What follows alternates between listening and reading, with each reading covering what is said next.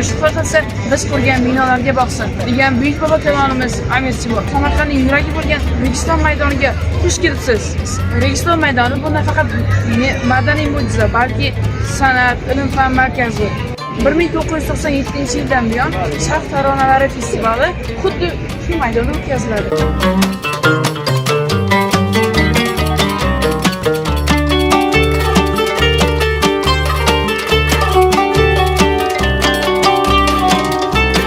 Ulug'bek madrasasi 1917-1920 Registon maydonidagi eng qadimiy madrasa bo'lib, buyuk olim va astronom Mirzo Ulug'bek tomonidan qurilgan. Bu yerda matematika, astronomiya va boshqa fanlar o'qitilgan. Madrasa Samarqandni o'rta asrlarda Sharqning ilm-fan markazlaridan biriga aylantirgan. U maydonning g'arbiy qismida joylashgan bo'lib, keyinchalik unga qarshi tomonda xonaqoh va karvonsaroy qurilgan.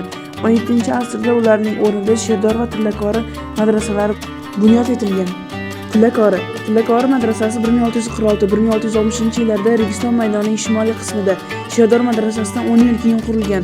U ilgari karvonsaroy bo'lgan joyda qad rostlagan va madrasa bilan birgalikda masjid vazifasini ham bajargan. Binoning markaziy portali, kamarli bo'shliqlari va burchak minoralari mavjud. Hovli atrofi turar joy hujralari bilan o'ralgan. G'arbiy tomonda gumbazli masjid joylashgan.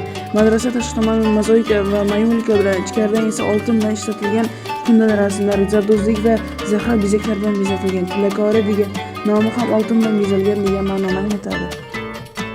Sherdor madrasasi 1619-1636-yillarda Registon maydonining sharqiy qismida, ilgari Ulug'bek xonaqohi joylashgan o'rinda qurilgan. 17-asrda xonaqoh eskirgach, Sherangtosh Bahodir farmoni bilan Sherdor va Tillakori madrasalari qurilishi boshlangan. Sherdor madrasasi me'mor Abduljabbor va bezak ustasi Muhammad Abbos tomonidan bunyod etilgan. Madrasaning asosiy xususiyati yo'lbars tasvirlari bilan bezatilgan bo'lib, bu islomiy me'morchilikda juda noyob hol sanaladi. Shu sababli u ham Arslon maskani deb ham ataladi. Agar siz ham bu tarixiy mo'jizani ko'rmoqchi bo'lsangiz, Samarqandga tashrif buyuring. Kanalimga obuna bo'ling, like bosing, izoh yozing va do'stingizga jo'nating.